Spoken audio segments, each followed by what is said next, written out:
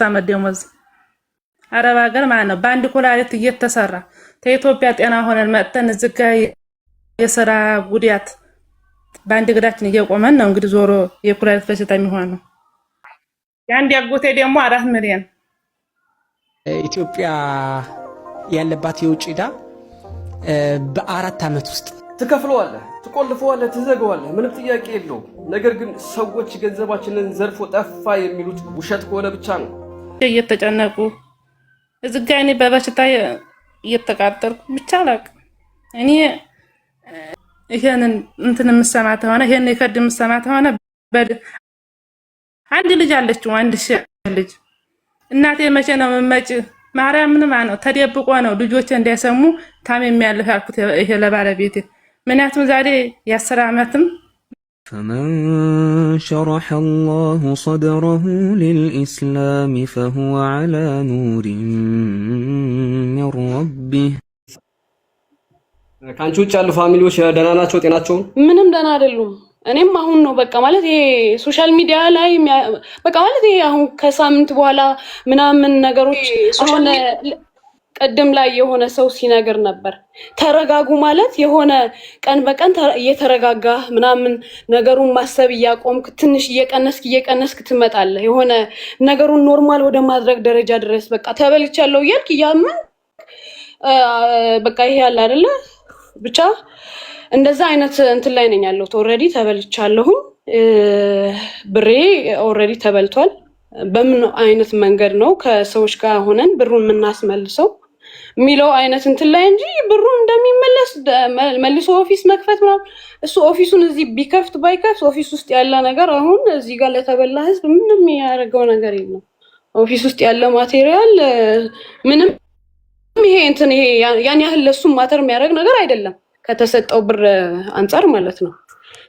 እና ሶሪ ባትሪ ሌላኛው ስልኬ እንትን ብሎ ነው እና ብቻ በጣም ኢሞሽናል እየሆንኩ ነው መሰለኝ ብቻ ትንሽ ቆይቼ አወራቸዋለሁ ሶሪ ሞተ ሰው አለ ይባላል ወደ ቃሊቲ አካባቢ ስለሱ የሰማሽው ነገር አለ ራሱን ያጠፋ የሞተ ሰው አለ ይባላል ግን እኔ የኔ ፋሚሊ ጋር የተገናኘ ኦር ከኔ ጋር ጓደኛ የሆነ ሰው አላቅም ማንንም የሞተ ሰው ግን የታመመ ሰው ብዙ እዛ ቢሮ ላይ ቢሮ ሲሄድ ፌንት የጫረ ትልቅ ሰውዬ ምናምን አይቻለሁ የሚታወቅ ነው ብዙ ሰው ያውቃል ትላልቅ ሰዎች ፌንት እየጫሩ ታውቃለህ አሁን ወጣት ሆነ ራስህን ኮንትሮል ታደርጋለህ ምናምን ብዙ ነገሮች ግን አሁን ግፊት ስኳር ያለበት 100,000 ብርም 50,000 ብርም ምንም 200,000 ብርም ኢንቨስት ያደረገ ያ ብር ለሱ ትልቅ በቃ እንዳለህበት ሁኔታ ያ ብር ትልቅም ትንሽ ሊሆን ይችላል ያለንበት ሁኔታ ነው በቃ ይሄ ብር ትንሽ ነው ይሄ ብር ትልቅ ነው ልንል የምንችለው ግን ለትላልቅ ሰዎች ስታይ ደግሞ በቃ ልክ እንደ ጡረታ ገንዘብ ያችን ገንዘብ ተቀማጭ አድርገው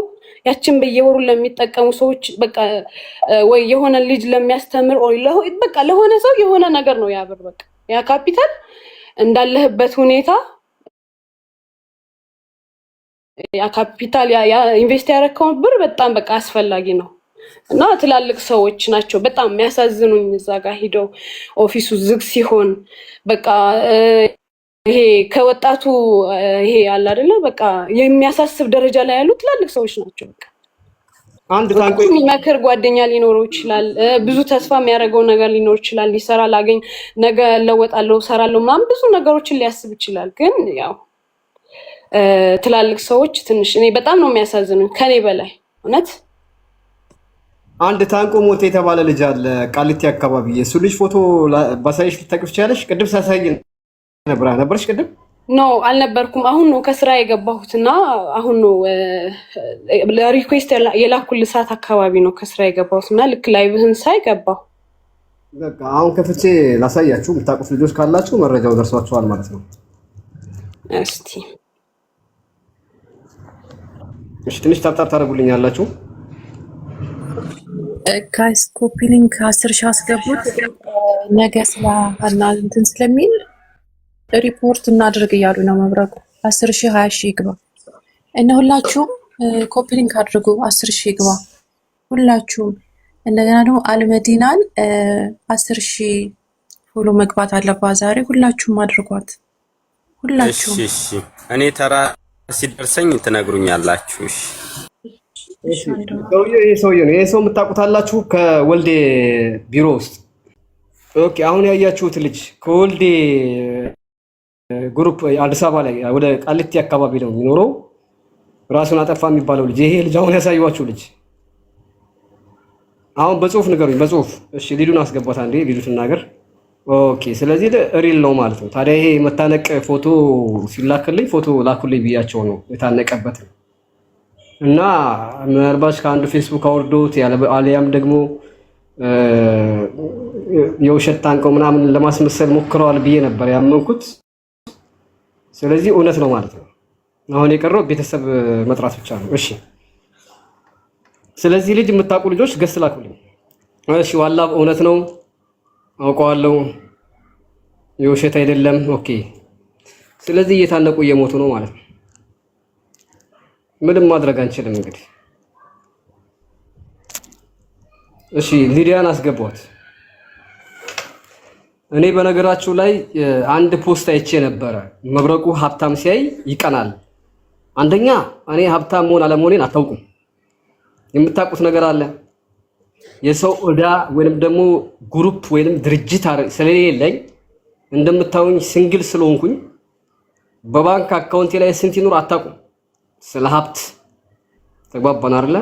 እንደዛ የምትሉት ምናልባት የቀን ወጪ የእናንተ የ3 ወር የ4 ወር የመኖሪያችሁ ሊሆን ይችላል።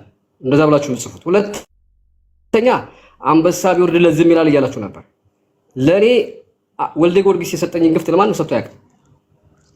ያላያችሁ ትኖራላችሁ። ወልደ ጊዮርጊስ ለኔ ከአንበሳ አይደለም በመጣ ሰዓት ነብር እያወረደ ነው የሚሄደው። ተግባባን አይደል? ጊፍት አይደለም እኔ የሚያስተዳድረኝ።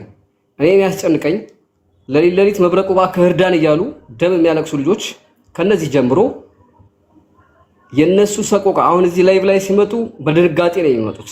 በውስጥ ስልክ ሲደውሉ ደግሞ ከኔ የሚያገኙ እየመሰላቸው ጭንቀታቸውን ለማጋራት እንባ እየተናነቃቸው ነው የሚያወሩት። እኔ እንቅልፍ የለኝም፣ ራሴን አሞኛል። በዚህ ሰዓት ቢገባችሁም ባይገባችሁም በሳምንት 500 ሺህ ብር ላገኝበት የጀመርኩትን ስራ ትቼ ነው ላይቭ እየከፈትኩ ያለሁት። ጊፍት ጋላሪ እንኳን ሙሉ አላችሁ ወላ ላይቭ ጎል ፎሎ አድርጉልኝ ብዬ የ1 ሚሊዮን ብር ቻሌንጅ ለማግኘት እንኳን እየለመንኳችሁ አይደለም። ግን እንዴት ነው አንድ ወልደ ጊዮርጊስን መደገፍ ወይንስ 40 ሺህ ሰው ድሃን መደገፍ? የትኛው ይሻላል? ሃይማኖት የሌለው ሰው የለም በሃይማኖታችሁ ራሱ። እነዚህ የሚያለቅሱ ሰዎችን አይዟችሁ ማለት ነው የሚሻለው ወይንስ ስለ ወልደ ጊዮርጊስ ብቻ ክብር ማውራት ነው የሚሻለው? ከሀብታም እግር ስር አጎንብሶ ጫማ ሚልስ ይኖራል። ኖ መብረቁን አታውቁትም። እኔ በአሁን ሰዓት ያለኝን ንብረት አታውቁም። ስታዩኝ ግን ሁሌም ባንድ ቲሸርት ነው እዚህ ጋር ቁጭ ብለው። ሶ ፕሊስ ራሳችሁን የምትመዝኑበት ነገር ሰውን አትመዝኑ። የወረዳችሁ ከሆናችሁ ሰውን የወረዳ አድርጋችሁ ታስቡት። እኔ እንደዛ አይደለም። የሰው ልጅ ለምን ትልቅ ድርጅት አይሆንም? አይመለከተኝም። እኔ ሁሌም ቢሆን መቆም የምፈልገው ከሚያለቅስ ሰው ጎን ነው። እንባ አውጥቶ የሚያለቅስና እርዳታ የጠየቀ በሙሉ ባለኝ ባቅሜ ከቻልኩ በጉልበቴ ካልቻልኩ በምላሴ ከሱ ጎን ቆማለሁ። ወልደ ጊዮርጊስ ትላንትና ለኔ ሪከርድ አድርጎልኛል አይደል? ሲሌላ ሪከርድ ያደረገልህ ቀማላም አለ የምታሽቃብጥ። ወልደ ጊዮርጊስ ይችላል። ወልደ ጊዮርጊስን ለመጣል ሀብታም ስለሆነ ቀንቶበት ነው እያልክ የምታሽቃብጥ። እስኪ አንድ ሜሴጅ ጽፎልህ ከሆነ ንገረኝ። አንዲት ሜሴጅ። እኔ እናንተ እንለያያለን። ወልዴም በእኔ ልክ በደንብ ነው የሚያውቀው። አልሰደብኩትም፣ አልረገጥኩትም። እስካሁን ድረስ ረግጬዋለሁ፣ አልረገጥኩትም። ምክንያቱም በጠየቅኩ ሰዓት መልስ ስለመለሰልኝ። ከፈለጋችሁ ድምፁን አሰማችኋለሁ። 40 ሺህ የደሃ ልጅ ገንዘባችን ተወሰደ ብሎ ግማሹ ራሱን ማጥፋት ጀምረዋል። ከነሱ ጎን ነው የምቆመው። ገብቶ ምላሽ ይስጥ። እኔ ጥያቄ ገብቶ ምላሽ ይስጥ ነው በራሱ። ምናልባት ሻንጣዬ ውስጥ ያለውን ብር ባወጣው እንደ አይተህ የማታውቀው ብር ነው። ከማንም ጋር ስራ አልሰራም አብሬ። ምን ያደርጋል? ከብር ሰው ይበልጣል።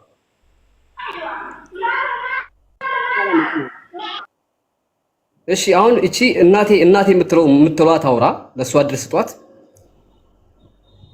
የሷ ለቅሶ ነው የሚያሳዝነኝ። ስላንተ ሀብታም ማሽቃበጥ ምናምን።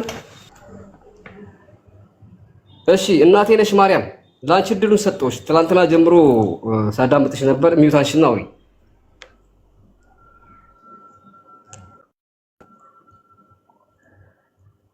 እናቴ ነሽ ማርያም። ሰማሻል የናት? አዎ ይሰማል። ካሜራ መክፈት ትችላለሽ? አዎ ታላ አምጪ ይችላል። ያው ልኬልሻለሁ። ሴቭ አድርገው። ደህና ቦታ ላይ ሆኝና ሴቭ አድርገው። እሺ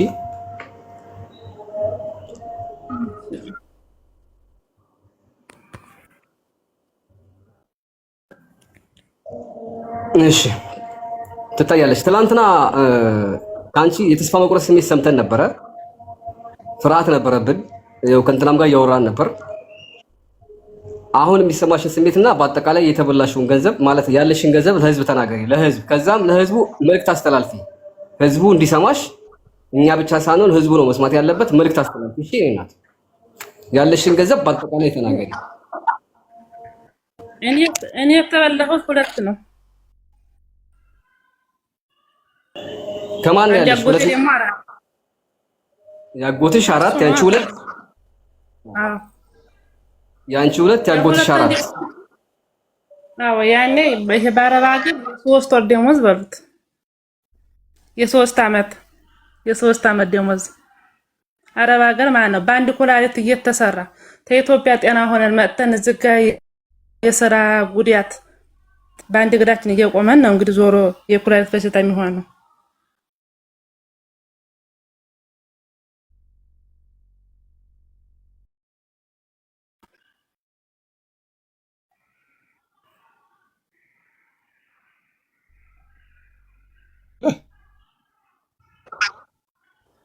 አለው ትቀጥላለሽ። ለህዝቡ መልእክት አስተላልፍ። ቀለል አታድርጊውም። 2 እና 3 ሳትይው ክብደቱን ንገሪን። 2 ሚሊዮን ስትይን ክብደቱ እንዲሰማው ሰው ከበድ አድርገሽ ንገሪው። አዎ 2 ሚሊዮን ያለው እንደዛ አድርገሽ ንገሪው። ቀጥይ። እሺ አውሪያው። አዎ ያኔ ያንድ ያጎቴ ደግሞ 4 ሚሊዮን እኔ ነው አይደለም። ተትናንትና እንደውም ዛሬ በጣም የምሰማው የማየው ማለት ነው ተስፋ እያስቆረጠኝ ሄደ። ተስፋ ቆርጫለሁ። ተትናንትናው ዛሬ በቃ እዛ ጋር ልጆቼ እየተጨነቁ እዚህ ጋር እኔ በበሽታ እየተቃጠልኩ ብቻ አላውቅም። እኔ እንዲህ ያለም ሰው የማይመስለኝ ነበር ሚዲያ ላይ ሳየው። እኔ ይሄ ምስኪኖቹን እየረዳ ተጎዳና እያወጣ ነበር የማየው። ግን እንደዚህ የኛን እሱም ልጅ አለው እንደው ይራ አይደለም በልጅ አምላክ ይሄንን እንትን የምሰማት ሆነ ይሄን ይከድ የምሰማት ሆነ አንድ ልጅ አለችው። አንድ ልጅ እናቴ መቼ ነው የምመጪ ማርያም ምን ማለት ነው ተደብቆ ነው ልጆቼ እንዳይሰሙ ታም የሚያልፍ ያልኩት ይሄ ለባለቤቴ። ምክንያቱም ዛሬ የ10 ዓመትም ቢሆኑ የአንድ ዓመት ልጅ ዛሬ ቢሆን እናቴ ታማለች አረብ ሀገር ሲባል ትሰጋለች፣ ታስባለች። ብልጥ ናቸው የዛሬ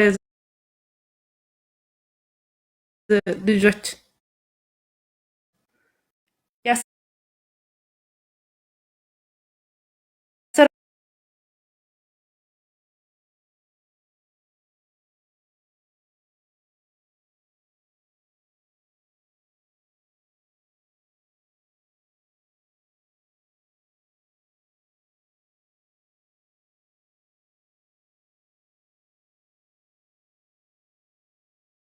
ኢትዮጵያ ያለባት የውጭ ዕዳ በ4 ዓመት ውስጥ ትከፍለዋለህ፣ ትቆልፈዋለህ፣ ትዘጋዋለህ። ምንም ጥያቄ የለውም። ነገር ግን ሰዎች ገንዘባችንን ዘርፎ ጠፋ የሚሉት ውሸት ከሆነ ብቻ ነው። እኔም ውሸት እንደሆነ ተስፋ አድርጋለሁ። ክብራትና ክብራን በወልደ ጊዮርጊስ ዛሬ ከሰዓት ላይ ከፍተኛ የላይቭ ውይይት ይኖረናል ማለት ነው። በሱ ምክንያት 3 ሰው ራሱን አጥፍቷል እየተባለ ነው። እስከ ቅዳሜ ድረስ የሚል የሚዲያ ጥሪ አቅርቤለት ነበር። ነገር ግን ሽታው የለም። ከዚህ አንፃር ዛሬ ሁላችንም በላይቭ ላይ ተገናኝተን እንወያያለን ማለት ነው።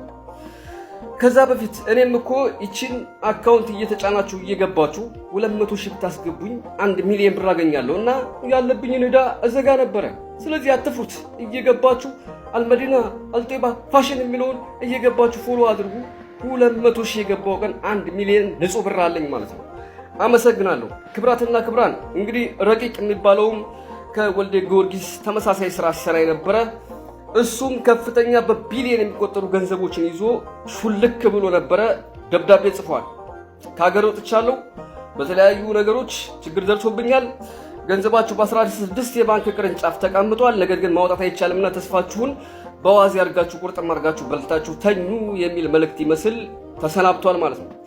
ወልደ ጊዮርጊስም እንግዲህ በተመሳሳይ ከፍተኛ የሆነ ቁጥር ያለው ገንዘብ እስከ 60 ሚሊዮን አንድ ግለሰብ ለሱ ገቢ ያደረገ ነበረ። 3 ሰዎች ራሳቸውን አጥፍተዋል የሚል ጥሪ ቀርቦልኝ የሶስቱንም ቤተሰብ በሚዲያ ላይ አምጡልኝ ብያለሁ። ወልደ ጊዮርጊስ እስካሁን ምንም ምላሽ እየሰጠ አይደለም።